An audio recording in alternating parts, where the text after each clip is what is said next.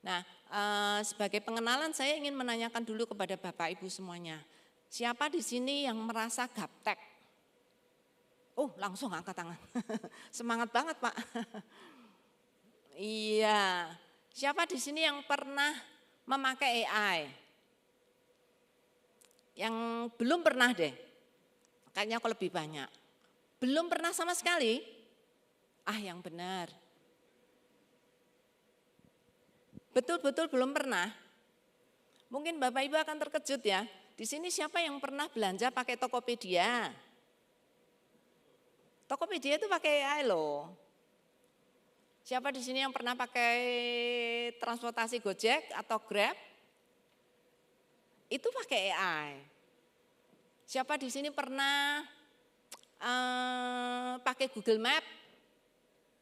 Wah, hampir semua. Itu pakai AI. Jadi saudara sudah pernah pakai AI, sadar atau tidak sadar ya? Saudara pernah pakai Google, taruh search di Google Search, kotak Google, kotak search Google, itu juga pakai AI Bapak Ibu. Bapak Ibu ada yang punya pakai email, pernah pakai email? Itu juga pakai AI Bapak Ibu. Jadi sebenarnya AI itu Bapak Ibu sudah pakai tanpa sadar, ya. Tapi tidak apa-apa. Mungkin yang dipikir Bapak Ibu tuh memakai alat AI yang sekarang banyak dipakai orang-orang ya, tapi tidak apa-apa. Saya akan memberikan pengenalan lebih dahulu karena tadi ada beberapa yang angkat tangan mengaku gaptek. Jadi saya harus mulai dari bawah atau dari tengah ke atas? Dari bawah. Yakin nih, benar-benar dari bawah supaya yang lain semua enggak ketinggalan ya.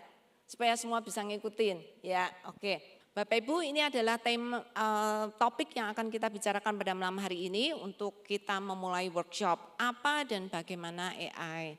Ya, Bapak Ibu, ini agenda kita akan membicarakan untuk bagian pertama ini ya, bagian saya itu apa itu AI, mengapa Sabda mengajarkan AI dan apa manfaat dari AI.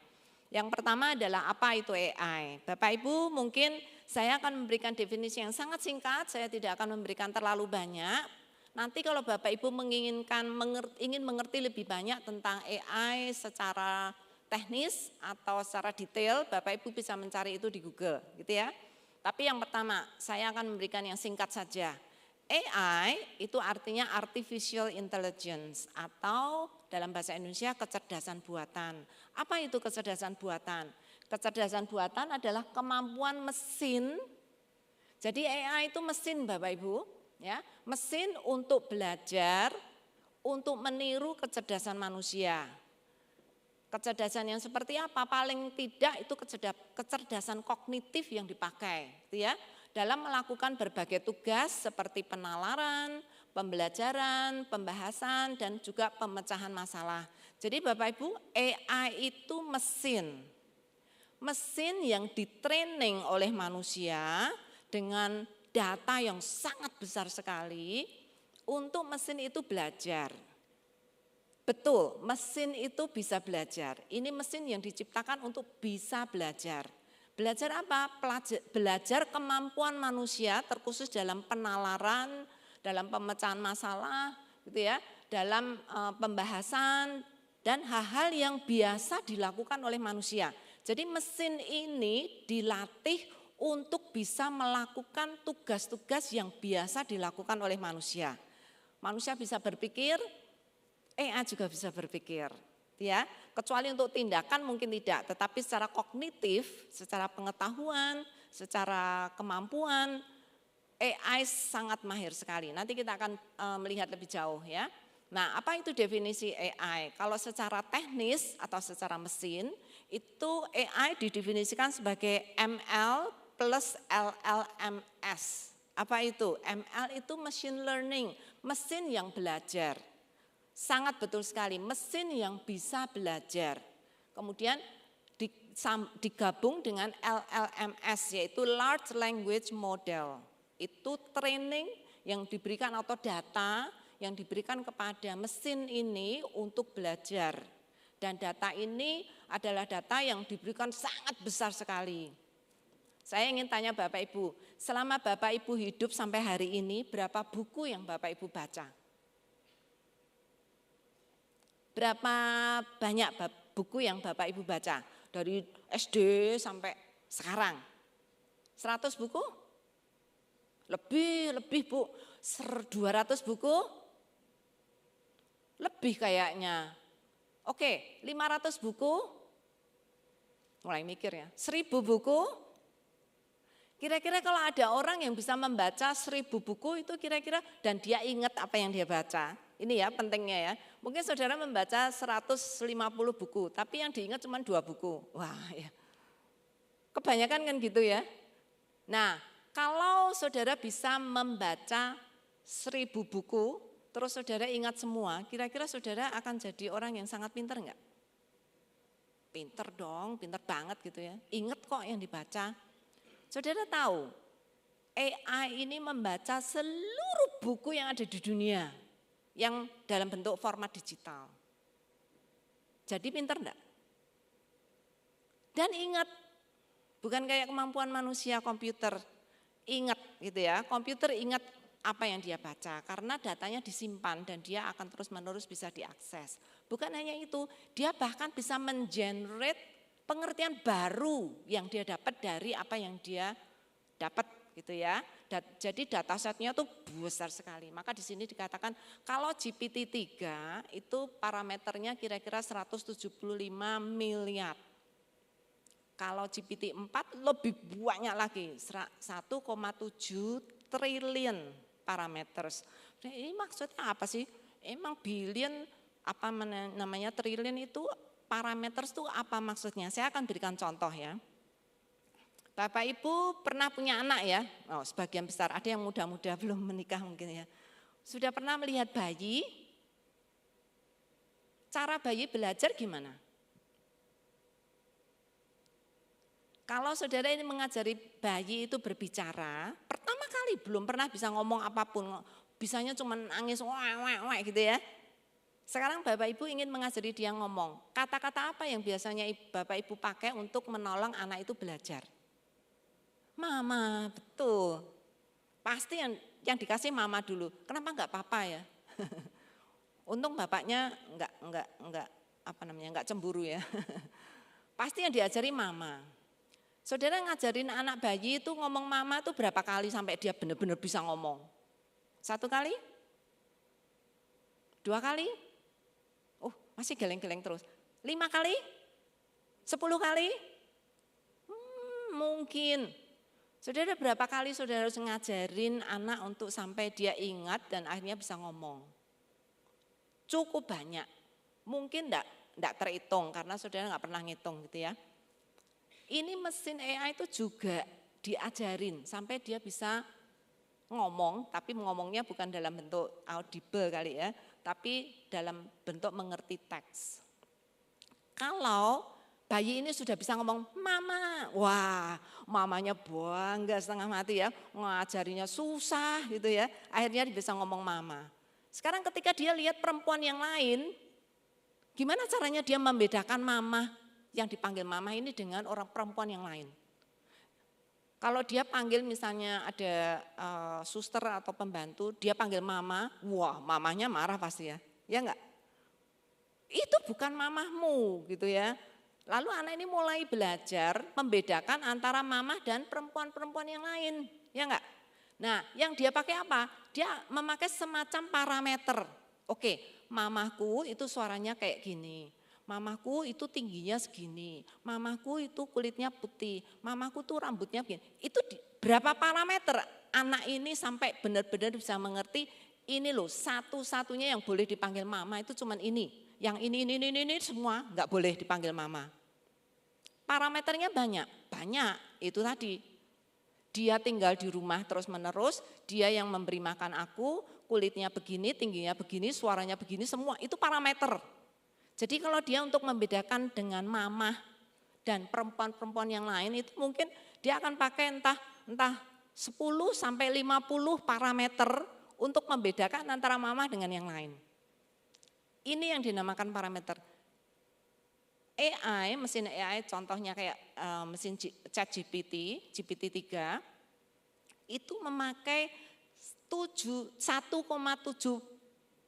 triliun parameter. Besar enggak? Besar banget. Ini pinter banget karena apa? Dia itu punya parameter untuk membedakan bahasa Indonesia dengan bahasa Vietnam, langsung tahu.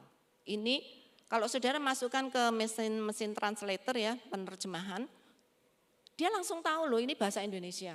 Dari mana? Dia punya tuh tadi, parameternya besar sekali sehingga dia pintar sekali membedakan. Ini kata ini dan kata ini pemakaiannya seperti apa, tata bahasanya seperti apa, vocabulary yang dipakai apa saja untuk bahasa ini, semua dia tahu. Parameternya besar sekali. Karena itu Bapak Ibu, AI itu pinter luar biasa. Karena data yang dipakai banyak dan dia di training, kalau bayi di training untuk ngomong mama mungkin 10 kali, 50 kali, kalau mesin AI itu di trainingnya puluhan ribu kali untuk dia bisa tahu dan membedakan banyak hal. Jadi saudara, kemampuan AI seperti apa? Kalau saudara hanya ini saya ngomong tuh dengan cara bodon loh. Artinya saya orang awam, saya bukan programmer, saya bukan orang yang bisa membuat mesin AI.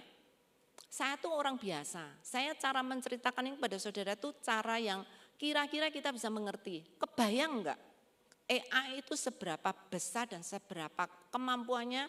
Dia bisa membedakan antara warna merah dan warna putih, dia bisa membedakan apa lagu, ini lagu Jawa atau lagu keroncong, dia bisa membedakan, semua itu bisa membedakan.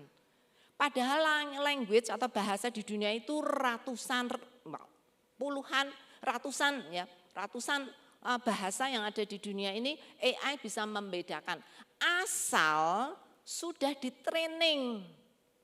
Jadi mesin ini harus di training terus menerus. Saudara bisa bayangkan betapa mahalnya sebenarnya mesin AI ini bisa dipakai manusia, mahal sekali.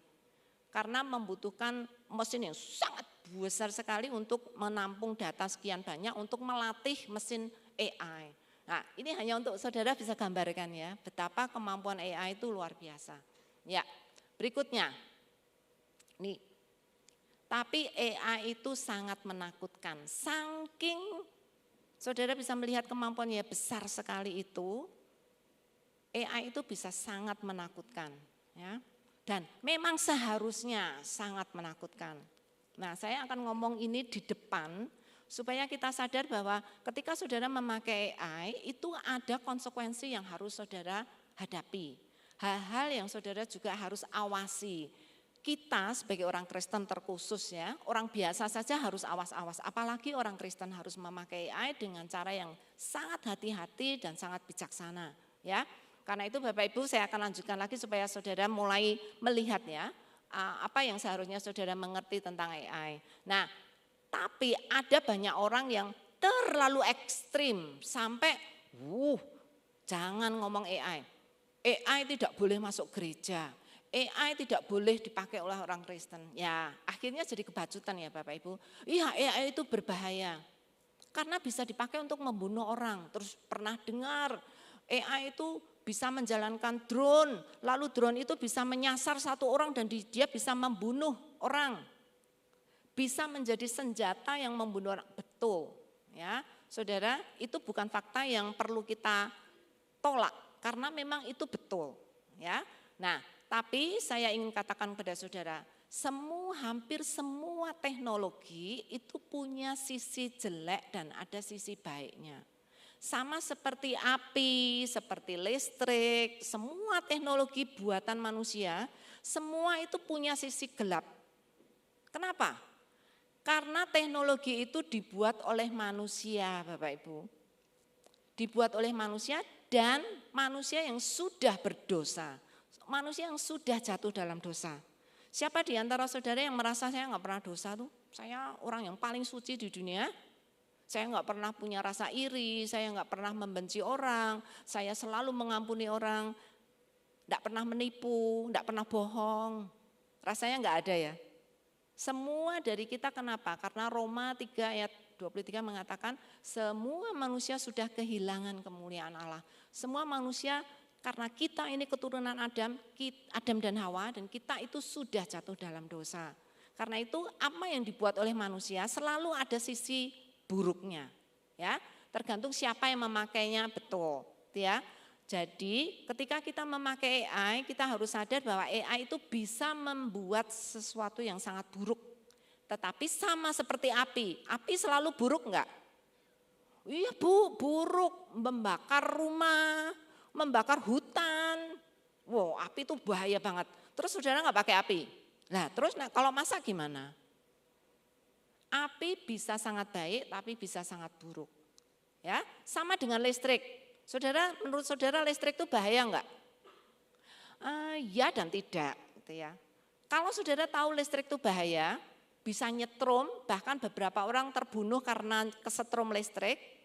Apakah terus, oke, listrik itu buruk dan berbahaya, saya enggak mau lagi pakai listrik selamanya?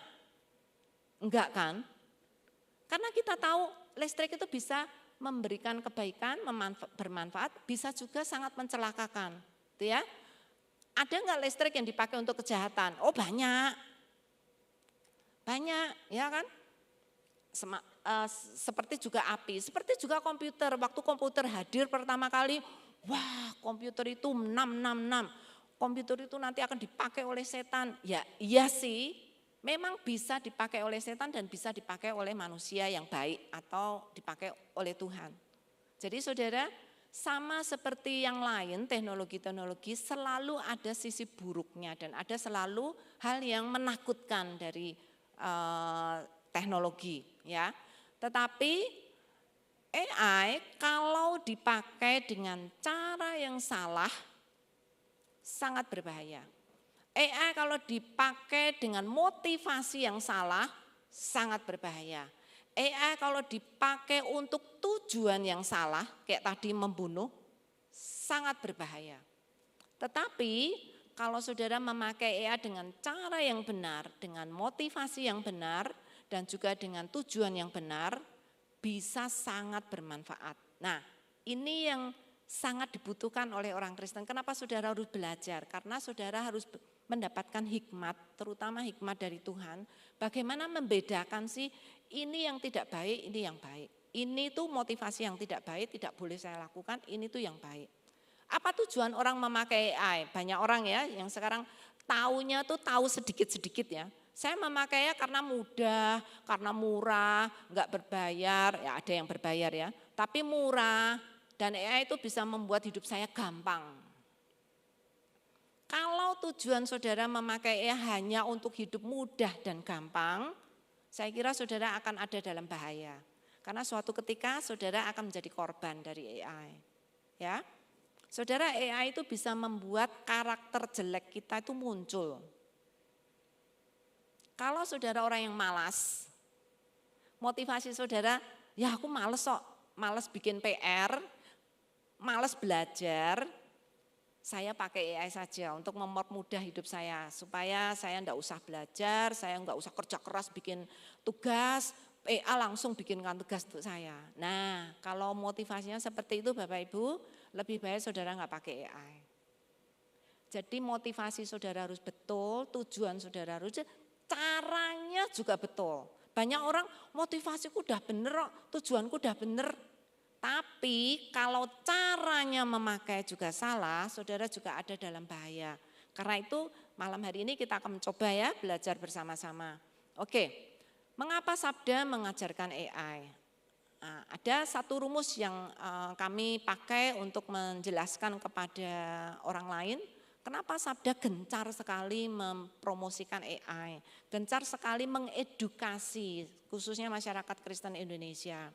Karena saudara, ada beberapa fakta, ada beberapa tujuan dan ada beberapa hasil dan juga ada keinginan yang ada di dalam Sabda yang ingin kami sharekan. Kenapa kita gencar melakukan edukasi untuk AI, gitu ya, bagi jemaat, baik itu hamba Tuhan, baik itu jemaat biasa, baik itu aktivis, baik itu pemimpin-pemimpin gereja, kami sangat concern sekali karena bahayanya itu tadi.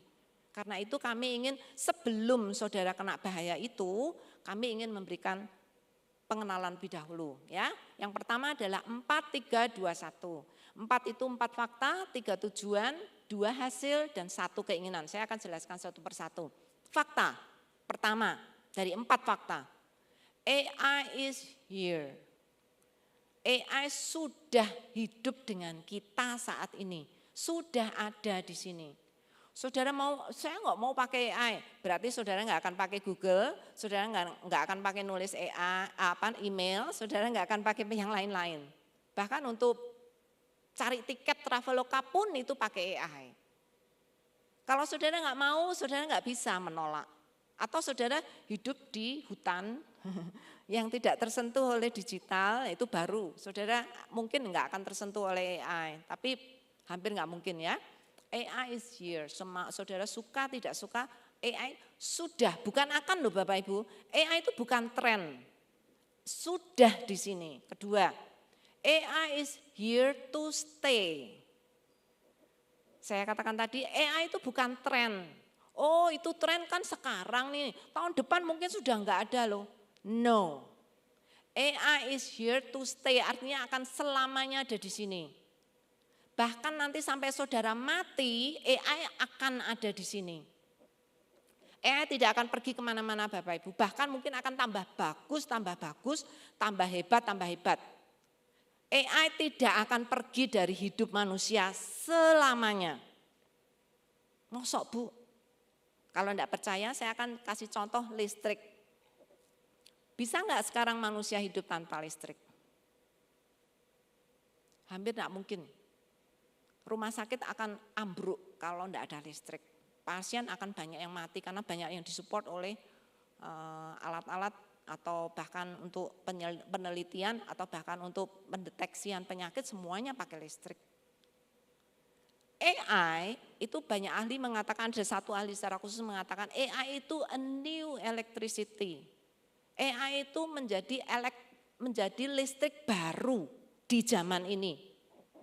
Dan listrik itu akan terus ada, kayak listrik yang sekarang kita pakai, itu akan terus ada. Sampai nanti saudara mati listrik juga masih ada. AI juga akan seperti itu. Jadi saudara bisa menghindar enggak? Bukan hanya itu, fakta yang ketiga. AI change everything karena dia ada di sini dan akan tinggal bersama kita terus sehingga semuanya itu dipengaruhi oleh AI dan kita tidak lagi bisa hidup seperti biasanya karena semuanya sudah diubah oleh AI. Saudara yang punya anak kecil SD, SMP apalagi SMA ya. Cara mereka belajar sama dengan kita enggak waktu dulu kita belajar di sekolah? Beda banget. Cara belajar sudah beda, cara memakai alat-alat belajar juga sudah beda semuanya. Bukan hanya itu Bapak Ibu, cara kita berdagang juga beda. Ada enggak yang ini beberapa perusahaan-perusahaan bangkrut karena mereka tidak bisa compete, tidak bisa bertahan dengan adanya dunia digital saat ini. Berapa banyak toko yang bangkrut karena itu ya, karena mereka nggak bisa lagi mengikuti perkembangan teknologi. Saudara bukan hanya itu loh, bahkan cara kita beribadah pun berubah karena AI. Cara kita belajar berubah, cara kita melayani juga ikut berubah. Mungkin saudara belum terlalu terasa ya, tetapi kalau saudara lihat dengan lebih teliti ya, AI itu sebenarnya sudah mempengaruhi banyak hal hidup kita. Kalau saudara merasa gereja saya enggak, mungkin belum terasa, tapi saya yakin, Pak Andri enggak ada di sini. Gereja ini juga sudah pakai AI. Tidak secara langsung, tetapi di sana sini sudah memakai atau memanfaatkan AI untuk mempermudah beberapa pelayanan atau tugas-tugas gereja. Itu sangat normal sekali, itu sudah menjadi satu hampir dibilang keharusan yang enggak bisa ditolak. Karena itu memudahkan hidup. Bahkan sekarang alat-alat yang dulu-dulu udah enggak bisa dipakai loh, karena sekarang sudah ada AI, semuanya serba udah enggak kompatibel lagi, sudah enggak cocok lagi gitu ya. Nah sekarang gimana saudara dengan 3 fakta ini? What do you do? Saudara mau apa? Saudara, AI akan di sini, AI akan tinggal bersama kita dan AI sudah mengubah semuanya. Orang tua sekarang melihat cucunya belajar udah bingung loh. Piye toh cara belajar enggak seperti kita toh ya. Nah saudara, fakta yang keempat. You have to deal with it. Saudara harus menghadapi fakta ini. Saudara harus bukan menghindari, enggak bisa. Saudara harus menghadapi. Piye sekarang? Gimana sekarang saudara akan menjalankan hidup yang baru, gitu ya, di dalam dunia generasi AI. Nah, saudara, ini fakta yang kita enggak bisa sangkal ya. Saudara suka tidak suka sudah ada. 3 tujuan. Saya tidak mengatakan tidak ingin saudara langsung, oh saudara harus pakai AI sekarang juga. Enggak. Tapi saya ingin tujuan dari pelatihan ini bukan memaksa saudara memakai AI, tidak. Tapi yuk kita bicara-bicara. Kita talk, kita have conversation. Kita ngomong-ngomong gimana ini ke depannya. Apa yang harus saya lakukan? Cara saya melayani mungkin harus mulai berubah. Cara saya mendidik anak melayani sekolah minggu juga sedikit-sedikit harus mulai berubah. Karena ini sudah zaman mereka. Kalau tidak, gereja akan tidak lagi relevan dengan anak muda. Kalau saudara bertahan, gereja pokoknya tidak mau pakai. Ya, saudara akan melayani orang yang tua-tua. Orang yang muda-muda akan pergi ke tempat lain karena udah merasa nggak relevan lagi. Gereja saya kuno. Ada bahkan anak-anak muda bilang, saya nggak, kok kamu nggak ke gereja, kenapa? Gereja tuh kayak museum, udah kayak kuno, begitu masuk udah kayak beda. Ya memang beda zaman ya Bapak Ibu. Karena itu saya ingin mengajak Bapak Ibu, yuk kita mengenal, dikit-dikit lah, nggak harus langsung, mengenal dikit-dikit. Lalu kita juga mengeksperimentasi, maka saudara akan diajak untuk workshop, artinya hands on. Ya. Lalu saudara sharing ke teman yang lain, gitu ya. Saudara sharing ke istri, suami, ke anak atau ke orang tua. Mereka juga sudah mulai harus mengerti perubahan yang mulai terjadi di dunia ini. Saudara, saya mendengar ada beberapa orang yang cukup pakar dalam kepemimpinan Kristen yang mengatakan, kali ini dengan datangnya AI ini dan dibantu oleh COVID, masa COVID pandemi, gereja mulai terbuka dengan teknologi dan gereja mulai melihat bagaimana AI bisa bermanfaat bagi pelayanan. Nah, itu saya kira hal yang baik gitu ya. Untuk kita saling berbagi, kalau saya tahu ini sedikit, saya bagikan ke orang lain. Nah, ini hal yang kadang-kadang sulit untuk orang zaman kuno. Orang-orang dari baby boomers. Anak sekarang yang SMP-an lah gitu ya. Itu spiritnya apa? Spirit kolaborasi, spirit cohort. Karena itu Bapak, Ibu kalau lihat kafe-kafe banyak banget ya, buka di mana-mana, ada kafe kecil, besar, banyak, rame, tidak rame. Kenapa? Karena spirit mereka adalah yuk nongkrong bareng, ngomong-ngomong, coba-coba hal yang baru, berbagi pengalaman. Itu spirit dari zaman ini gitu ya. Jadi saudara, kita juga harus melihat apa sih bagusnya kalau kita kompromi atau bareng-bareng ngomongin yang jelek ya itu enggak boleh. Tapi kalau untuk ngomongin yang baik, bagaimana teknologi yang sekarang ada di sekitar kita ini kita manfaatkan untuk Tuhan. Wah, kenapa tidak gitu ya. Nah karena itu Bapak Ibu, 2 hasil yang kami inginkan. 1, kita belajar. Kan ada banyak sedang didorong oleh pemerintah dan juga oleh presiden kita ya. Terus belajar, continuous learning. Belajar terus menerus itu semboyan dari pemerintah yang terus digembar-gemborkan ya. Saudara nggak bisa hidup dengan baik dan dengan maksimal dan memberikan hasil yang baik tanpa saudara belajar. Sekarang tuh nggak bisa nggak belajar, apalagi informasi tersebar di mana-mana. Kalau sudah belajar terus diapain? Oh kepala saya besar, saya tahu semuanya. Enggak, bagaimana kita melayani orang lain dengan tahu banyak. Bagaimana kita pakai apa yang kita tahu ini untuk melayani orang lain. Terutama melayani sesama jemaat.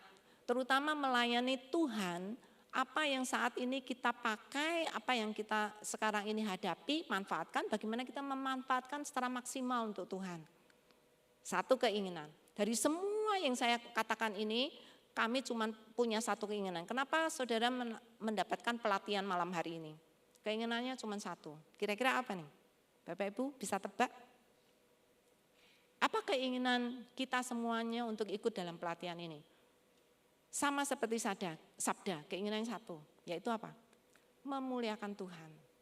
Bagaimana kita memakai pengetahuan baru, teknologi baru ini untuk dipakai bagi kemuliaan nama Tuhan. Itu sebabnya Sabda memiliki moto AI for God.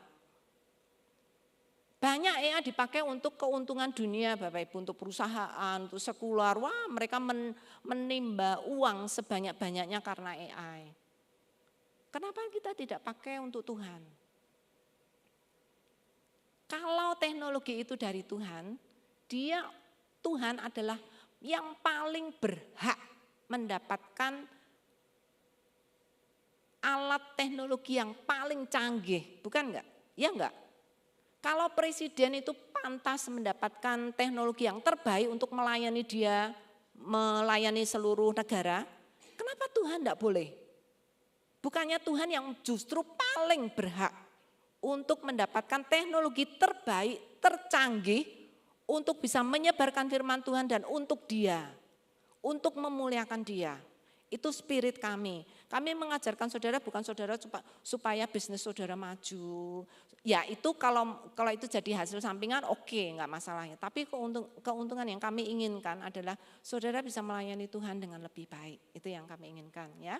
Oke, jadi teknologi telah mengubah cara kita belajar, mengubah cara guru mengajar, mengubah cara pendeta berkhotbah, mengubah cara guru sekolah minggu mengajar anak-anak, apalagi remaja dan pemuda. Jadi saudara, kita harus mengubah cara kita melayani dengan adanya teknologi baru. Bagaimana kita bisa melayani lebih efisien, lebih produktif, lebih sungguh-sungguh, lebih memberi hasil yang paling banyak. Itu kan yang menjadi keinginan kita, karena saudara, AI is the future. Masa depan yang kita rencanakan itu di situ tuh pasti ada AI, ya saudara. Jadi kita nggak bisa remehkan hal itu. Dunia kita sekarang itu sudah mulai didominasi oleh AI. Kenapa? Karena generasi AI itu sekarang menyambut dengan sangat baik sekali, dan generasi AI lah yang menjadi motor bagi penggerak. Saudara, sebentar lagi, kira-kira 5 sampai 10, enggak usah jauh-jauh, 5 tahun lagi, generasi AI itu akan menjadi pemimpin-pemimpin dunia, termasuk pemimpin gereja. Bagaimana sudah mempersiapkan gereja ini untuk dipakai oleh generasi masa depan kita? Apakah gereja akan terus-menerus ketinggalan dan akan ditinggalkan oleh anak muda, sehingga gereja menjadi kosong dan menjadi seperti di Eropa, gereja menjadi orang tua semuanya? Saya harap tidak ya. Saya harap di Indonesia tidak seperti itu. Karena itu mari kita belajar bersama-sama bagaimana gereja ini juga bisa mengadopsi teknologi supaya anak muda itu bisa masuk dengan pegangan firman Tuhan yang jelas. Sekarang ini sulitnya apa? Anak-anak muda itu tidak mendapatkan bimbingan tentang teknologi oleh siapapun. Bukan gereja, bukan pendeta, bukan pemimpin Kristen. Karena itu kita harus memulai, entah dari mana saya enggak tahu, tapi paling tidak memulai dari kita. Bagaimana anak-anak muda itu diarahkan sehingga kita ketika memakai teknologi itu mereka tidak tersesat. Saudara, dunia internet itu sangat gelap, sangat buruk, sangat berbahaya. Siapa yang akan ke sana dan menjadi terang di sana untuk menyelamatkan anak-anak kita, generasi ke depan, supaya mereka tidak direbut oleh dunia, terus direbut oleh gereja, oleh kita, untuk mereka terus memegang iman dan setia kepada Tuhan. Kalau orang tua pergi semua dan gak ada yang mau di dunia internet, terus siapa yang membimbing anak-anak ini? Saudara, saya harap saudara punya panggilannya. Bagaimana saudara menolong generasi ke depan. Mereka anak-anak itu pinter-pinter untuk memakai AI, tapi tidak punya pegangan. Bagaimana AI itu bisa dipakai dengan baik, ya Bapak Ibu. Oke, karena itu respon orang Kristen yang selama ini melihat AI ada dua ekstrim. Satu, menolak total, pokoknya enggak mau, AI itu enggak boleh masuk gereja. Pernah saya melihat dengan mata kepala sendiri, satu orang berdiri dan dia marah-marah karena kita membicarakan AI. Terus dia bilang, AI tidak boleh dibicarakan di gereja. Itu satu ekstrim ya. Sebenarnya bukan karena menolak, tapi karena mereka tidak tahu. Ya, bukan karena niat jahat, tetapi karena dia tidak tahu. Yang kedua, mendewakan. Nah, ada sebagian orang Kristen yang mendewakan. Aduh, AI itu luar biasa begini. Saudara, saya ingin meyakinkan saudara ya, AI itu bukan hal yang perlu didewakan. Sama sekali tidak. Sama sekali tidak, ya. Kalau kalau terlalu memuji AI, nanti saudara akhirnya apa? Jatuh kepada pemujaan kepada berhala. Tidak, AI itu tidak seharusnya dipuja. Tapi AI itu alat yang harus kita kuasai untuk kita pakai sehingga bisa ngikutin apa yang kita mau. Gitu ya. Nah, jadi apakah orang Kristen harus menerima AI? Ya, tapi ada kata tetapinya. Ya. Nah, saya ingin bicarakan di sini. Kita sebagai orang Kristen harus melihat dunia teknologi itu dengan kacamata firman Tuhan, kacamata Allah. Kalau kita melihat dengan kacamata manusia, kita pengennya yaitu untuk keuntungan kita, untuk memperkaya kita, untuk kita nikmat, untuk kita senang-senang gitu ya. Enggak. Bukan dengan keinginan manusia kita melakukan ini, tapi untuk keinginan Tuhan. Bagaimana kita melihat? Firman Tuhan atau Alkitab itu seperti kaca pembesar yang kita pakai untuk melihat penyakit. Kalau saudara nggak pakai kacamata, kalau saudara nggak pakai mikroskop, kaca pembesar, penyakit itu nggak kelihatan Bapak Ibu, kecil atau cilik gitu ya orang Jawa, orang Surabaya bilang, suili, nggak bisa lihat. Tapi kalau saudara pakai mikroskop, pakai firman Tuhan, maka saudara akan melihat di mana dosa itu ada, ya. Nah, saudara, saya ingin memberikan 6 fakta yang saudara perlu melihat dari kacamata firman Tuhan yang saudara nanti harus belajar sendiri juga di rumah. 1, teknologi itu dari Tuhan. Saya ingin tanya kepada saudara, ada enggak, kapan teknologi itu dibicarakan di Alkitab? Kalau ada yang bisa tak kasih hadiah. Di mana? Kolose, ya, karena lihat dari sini ya Pak ya.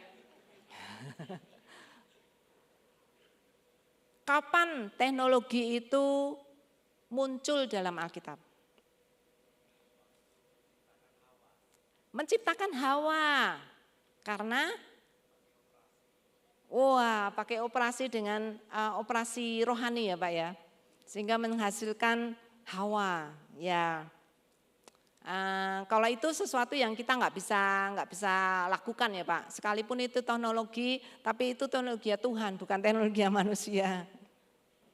Saudara, ketika Adam dan Hawa jatuh dalam dosa, mereka tahu bahwa sekarang mereka telanjang, ya. Lalu memakai daun-daun, ditutupin kan. Jadi menyemat daun-daun untuk jadi cawat. Itu teknologi loh, itu teknologi fashion. Pertama kali di dalam Alkitab. Tapi Tuhan melihat itu tidak bagus. Lalu Tuhan memperkenalkan teknologi yang paling bagus, bukan paling bagus, tapi lebih bagus daripada yang dibuat manusia. Karena saat itu kan kemampuan manusia masih sangat cetek gitu ya. Tuhan nggak mungkin akan langsung kasih kain gitu, enggak ya.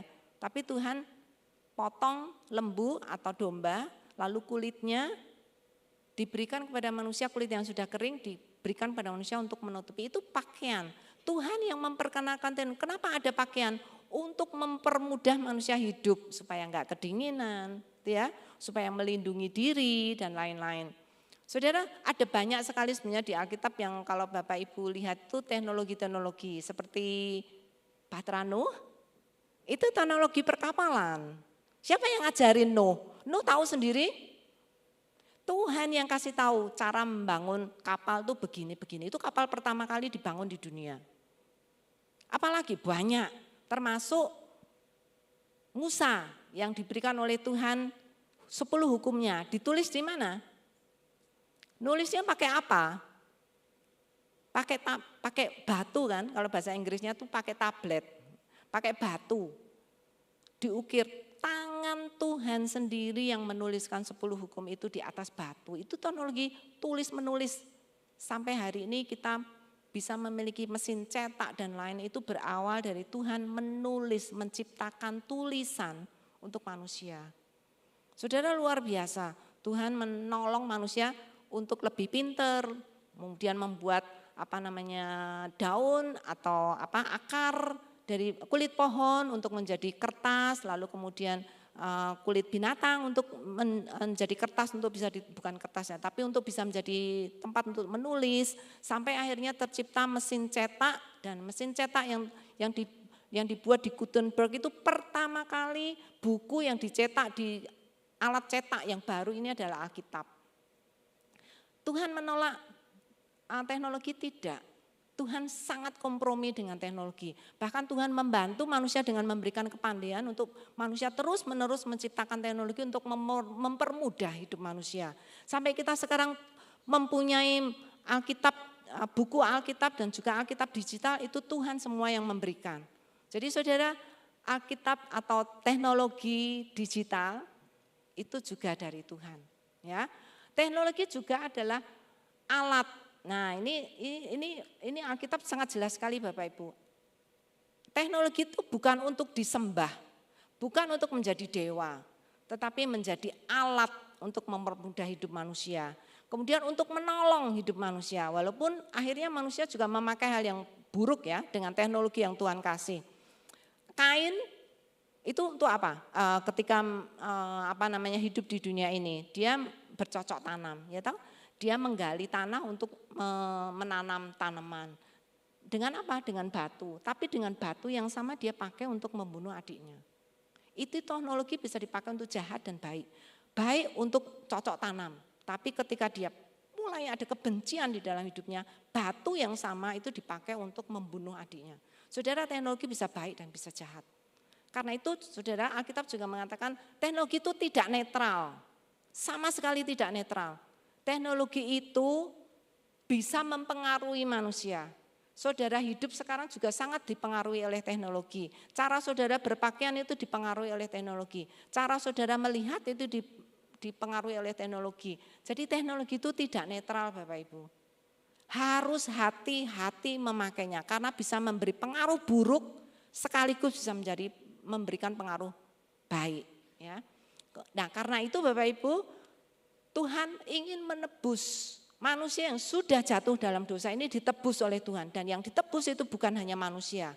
Seluruh alam semesta ini juga nanti akan ditebus oleh Tuhan. Kalau sudah melihat Tuhan mengatakan nanti di Wahyu ya, nanti akan ada dunia baru. Artinya apakah hanya manusia tok? Ini dunia. Artinya seluruh dunia ini nanti akan ditebus oleh Tuhan dan akan menjadi dunia yang baru. Berarti seluruhnya, bahkan semua yang ada di dunia ini akan ditebus oleh Tuhan untuk kemuliaan Dia pada hari Tuhan datang kedua kalinya ke dunia dan akan menebus kita dan akan membawa kita ke surga, akan membawa kita ke dunia yang baru. Yaitu dunia yang diciptakan oleh Tuhan sendiri menjadi dunia yang kekal yang kita akan tinggal bersama-sama dengan Allah. Ya. Yang ketiga, untuk apa Tuhan melakukan semua ini? Kenapa Tuhan menebus semua ini? Untuk satu tujuan, untuk memuliakan Dia. Hanya untuk Dia saja kita melakukan segala sesuatu yang ada di dunia ini. Kalau saudara melakukan segala sesuatu di dunia ini bukan untuk Tuhan, hidup saudara sia-sia. Tidak ada yang memberikan hasil yang kekal. Tapi kalau saudara melakukan itu untuk Tuhan, memberikan yang terbaik bagi Tuhan, saudara akan memiliki kekekalan di dalam kehidupan saudara. Ada nilai kekal yang saudara tebus di situ, ya. Jadi sama seperti teknologi harus ditebus Bapak Ibu. Teknologi pun harus ditebus untuk menjadi kemuliaan Tuhan. Karena kita percaya teknologi dari Tuhan. Karena itu kita ingin tebus, kembalikan itu untuk kemuliaan Tuhan. Bukan untuk kemuliaan manusia, tetapi untuk kemuliaan Tuhan. Itu komitmen kita ya.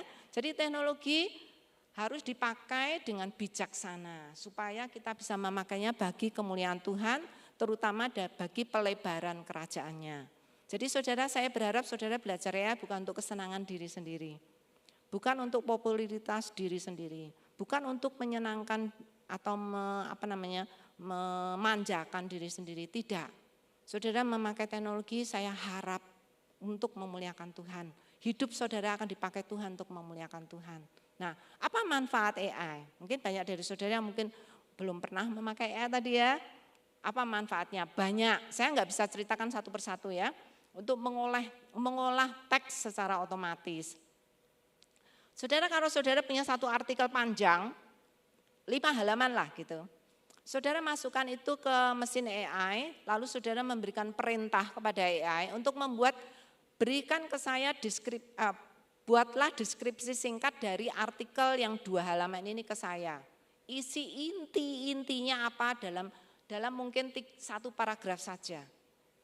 Dalam hitungan detik, saudara, AI akan melakukan itu untuk saudara. Kalau saudara punya laporan yang panjang lebar, lalu saudara kasih itu ke AI dan minta AI untuk membuat inti dari atau summary dari laporan saudara, AI akan melakukannya. Kalau saudara ya banyak ya. Oke. Otomatisasi untuk tugas rutin administrasi yang tadi saya bilang ya. Laporan-laporan kalau saudara notulen sekarang ya banyak sekali rapat di perusahaan yang besar itu tinggal rekam pembicaraan, semua pembicaraan direkam lalu ditranskrip oleh AI lalu akan keluar sebagai notulen yang sudah langsung dipakai dan manusia tidak perlu repot-repot. Manusia hanya tinggal mengecek saja, betul enggak nih yang ngomong gini, oh ini kurang tambah sedikit, tapi yang sudah ada draftnya, daripada saudara harus menulis semuanya sendiri, ya. Kemudian meningkatkan produktivitas, kalau dulu saudara bisa membuat cerita anak misalnya ya, wah cari ide, cari peran, cari kata-kata yang tepat, 1 minggu saudara bisa membuat satu buku cerita anak kecil, satu buku kecil untuk cerita anak. Sekarang mungkin dalam kurang dari 1 hari mungkin saudara bisa membuat satu buku cerita anak dengan bantuan AI. Jadi produktivitas saudara akan bertambah, gitu ya.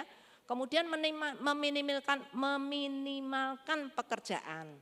Saudara, saya pernah teks khotbah saya masukkan ke AI, lalu saya bilang, tolong periksa khotbah saya, bisa enggak diedit supaya lebih baik.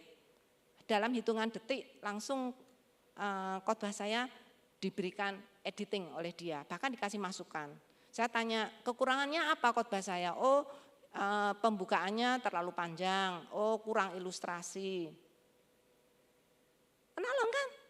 Enak banget gitu, saya punya teman aja belum tentu bisa lakukan itu untuk saya. Orang yang pintar aja belum tentu bisa sih, kalau orangnya bisa gitu ya. Oke, menghemat waktu dan tenaga udah pasti ya, udah sangat pasti. Bisa menganalisa data iya, ya. Saudara dari data-data yang saudara kasih ke AI, saudara akan tanya jumlah kalau saya punya data seperti ini kira-kira target yang harus saya capai itu orang umur berapa? Langsung dia akan memberikan hasil dalam hitungan detik. Mengolah gambar secara otomatis. Saudara tinggal beri perintah kepada AI, tolong dibuatkan ke saya gambar anak kecil yang sedang bermain-main di taman yang sangat luas dan ada teman-teman lain. Cepret, langsung jadi kok. Saudara punya lirik lagu, saudara masukkan ke mesin AI, tolong buatkan lirik ini, kata-kata ini menjadi lagu. Jebret langsung jadi lagu. Bayangin saudara, betapa sangat bermanfaat gitu ya. Walaupun itu tidak menjadi hasil akhir loh ya. Paling tidak itu menjadi ide. Kedua, itu masih bisa diperbaiki, udah pasti bisa ditambahin, dikurangin, ya lain-lain gitu ya. Oke, mengembangkan solusi inovatif. Jadi kalau saya punya ide 3 ini. Tolong dong dari 3 ide ini kamu pilihkan mana yang terbaik dan berikan alasannya kenapa itu terbaik. Langsung berikan itu untuk saudara. Ya, jadi memberikan layanan yang cepat dan murah, mempermudah, membuat keputusan. Loh, enak banget toh kalau diberi. Aku tuh sudah punya ide untuk bercerita ke anak-anak sekolah minggu, tapi aku pengen judul yang wah gitu loh, judul yang anak-anak tuh denger langsung seneng gimana. Saya bilang kayak, tolong saya punya cerita, silakan baca cerita saya, tolong berikan alternatif 5 judul yang sangat menarik, yang anak pasti suka. Langsung dia jebret, kasih 5, saya tinggal pilih salah satu. Atau saya perbaiki dari yang saya dapat dari AI. Saudara masih banyak lagi yang saudara bisa dapatkan dari ini ya. Saya cuma ngomong toh, saudara mungkin mana prakteknya. Nanti saudara praktek sendiri ya. Oke, bagi orang Kristen apakah ya bermanfaat? Ya, saya akan langsung menjawab ya. Tapi, ada tapinya nih, tapinya gede banget. 1, saudara harus memiliki fondasi prinsip Alkitab yang baik. Karena semua itu harus difilter dengan Alkitab. Saudara, firman Tuhan adalah otoritas tertinggi dalam seluruh kehidupan Kristen. Kalau Alkitab berkata tidak, saya enggak boleh lakukan. Kalau Alkitab berkata ya, saya akan lakukan. Kalau Alkitab berkata ini jelek, saya harus percaya bahwa itu jelek. tidak ada pertimbangan yang lebih baik daripada Alkitab. Karena itu setiap orang Kristen yang memakai AI dan tidak ingin disesatkan oleh AI, saudara harus belajar Alkitab baik-baik. Tidak ada pilihan lain. Saudara harus mengerti benar Alkitab karena AI itu enggak tahu salah benar itu dia tidak bisa membedakan. Tidak punya nilai nilai intrinsik moral yang seperti Alkitab.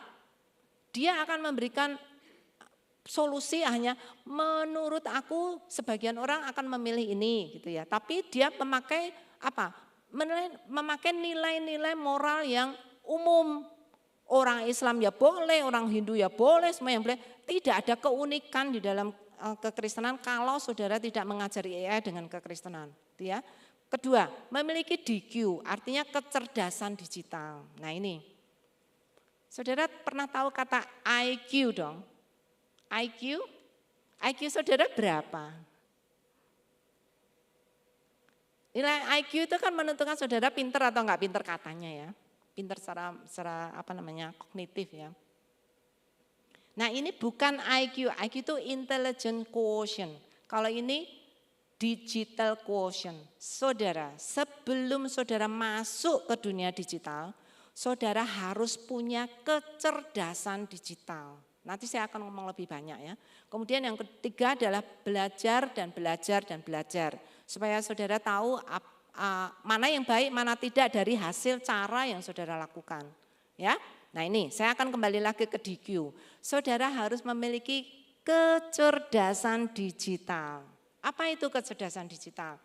Kecerdasan digital atau digital quotient itu adalah seperangkat keterampilan teknis digital, kognitif, sosio dan juga emosional yang komprehensif yang didasarkan pada nilai-nilai moral universal yang akan memungkinkan saudara itu bisa menghadapi tantangan dan manfaat dunia digital saat ini.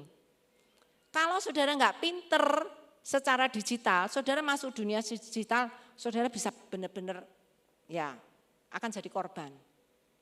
Saudara pernah melihat orang yang dibohongi karena dia tidak hati-hati memberikan informasi yang penting. Satu teman saya yang saya baru aja ketemu ya, dia hampir nangis cerita. Aku dibohongin, kok bisa? Saya ditelepon orang, saya begini, terus enggak tahu kenapa kok dia minta nomor rekeningku tak kasih gitu. Habis saudara, seluruh rekeningnya habis. Saudara, kecerdasan digital sangat penting ya. Kalau saudara punya kecerdasan digital, saudara akan lebih baik untuk tidak terhindar dari hal-hal yang mungkin akan merugikan saudara. Nah, cuman digital quotient ini diukur dengan nilai-nilai moral universal.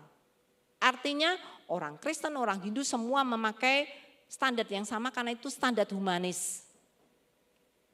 Orang Kristen boleh enggak pakai itu? Boleh tapi tidak cukup. Orang Kristen harus memakai nilai-nilai atau prinsip-prinsip Alkitab. Supaya apa? Supaya saudara tahu dunia itu tidak sama dengan nilai kekristenan. Saudara tahu? Nilai dunia itu sangat bertentangan dengan nilai kekristenan. Karena itu Tuhan Yesus selalu bilang, hati-hati dengan spirit zaman ini. Hati-hati dengan keinginan dunia. Karena keinginan dunia itu bertentangan dengan keinginan Tuhan. Karena itu saudara, hal yang sangat bagus adalah saudara harus memiliki kecerdasan yang didasarkan pada prinsip-prinsip Alkitab. Karena itu saudara, kalau disuruh belajar Alkitab, maulah. Karena itu yang akan menjadi pedoman bagi hidup saudara. Ya. Nah, ada 8 keterampilan digital dari perspektif Kristen. Tidak dari perspektif dunia, tapi perspektif Kristen. Yaitu ada 8 ya, semua ini didasarkan pada nilai-nilai kekristenan. Contohnya identitas. Saudara sering melihat enggak? Teman saudara, dia itu kalau di dunia digital tuh kayak gini, tapi kalau di dunia nyata tuh kayak gini. Beda antara dunia digital dan pernah enggak? Sering. Dia menampilkan diri sebagai orang kaya tapi padahal tidak kaya. Dia suka menipu orang karena itu, gitu ya. Bagaimana dengan orang Kristen? Orang Kristen punya identitas di dalam Kristus. Dia akan bertanggung jawab hidupnya karena Kristus dan nilai-nilai Kristen yang ada di dalam hidupnya. Karena itu Bapak Ibu sangat beda sekali. Saudara memiliki identitas apa? Kalau bukan identitas Kristen, saudara akan hanyut oleh dunia. Screen time, berapa banyak saudara sudah menghabiskan waktu di depan kaca, di depan layar HP saudara. Kalau saudara, sehari saya 6 jam mandengin layar HP saya. Saudara kurang cerdas. Kalau saudara cerdas, saudara tahu, aku sebagai orang Kristen, waktuku itu milik Tuhan. Kalau saya boros-boroskan untuk hal yang tidak penting, saya harus bertanggung jawab kepada Tuhan. Ada banyak, bukan anak remaja loh, banyak orang dewasa kecanduan sekarang. TikTok, Instagram, itu saudara sudah menghabiskan berapa puluhan jam untuk hal yang tidak berguna. Itu saudara, kalau Alkitab ya, dinilai Alkitab itu tidak benar ya. Cyberbullying, berapa banyak saudara sudah menjadi korban bullying di cyber. Cyber security kayak teman saya dibohongin. Kemudian digital empathy, saudara pernah melihat foto orang tergelepar kecelakaan, saudara foto lalu bagi-bagikan ke teman-teman. Itu tidak etis gitu ya. Tidak empati, enggak punya empati. Itu keluarga bagaimana melihat foto anaknya yang mungkin tergelepar bahkan yang sudah mati difoto dan disebar-sebarkan ke orang lain. Orang tua akan sangat-sangat sedih sekali ya melihat itu. Tapi karena itu bukan saya, bukan keluarga saya enggak peduli. Itu namanya saudara enggak punya empati. Empati Kristen, saudara akan melihat setiap orang sebagai milik Allah dan saudara akan menghormati mereka karena saudara menghormati sesama. Ya, digital footprint juga gitu. Saudara sering main-main di dunia digital, saudara memakai kata-kata kasar di dalam digital, itu terekam loh Bapak Ibu. Apalagi banyak sekali orang-orang memakai kata-kata kotor ya di dalam kehidupan online.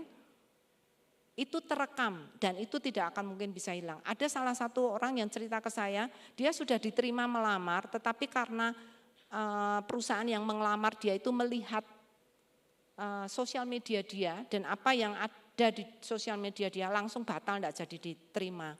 Karena ada kata-kata kotor di situ, ada yang hal-hal yang tidak senonoh ada di situ, sehingga perusahaan tidak mau menerima karena media sosial. Ya, critical thinking, saudara harus punya critical thinking yang bagus supaya saudara nggak banyak menjadi korban hoax.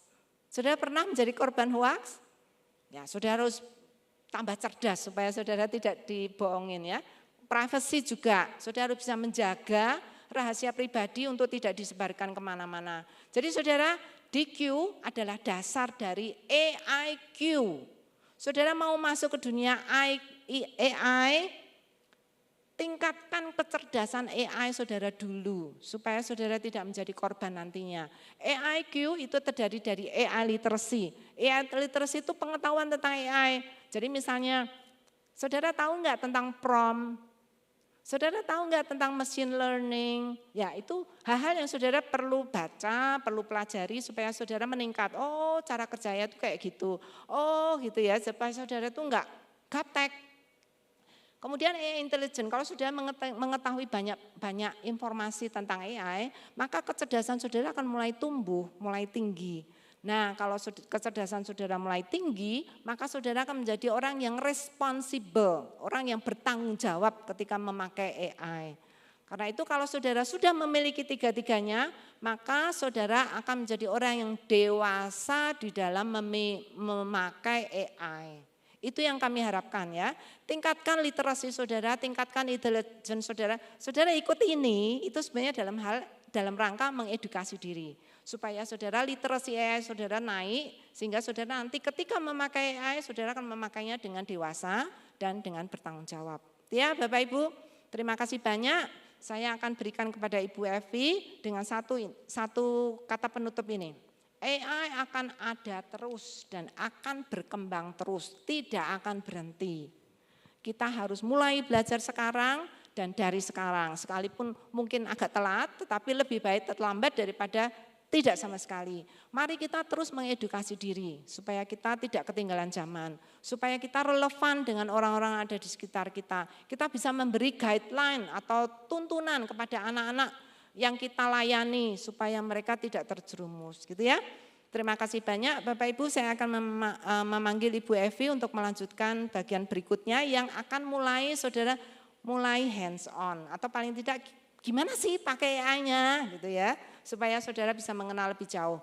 Ini adalah pengenalan, saya harap ini menjadi dasar supaya saudara tahu bagaimana saudara akan bertindak ketika saudara mulai memakai AI. Terima kasih banyak.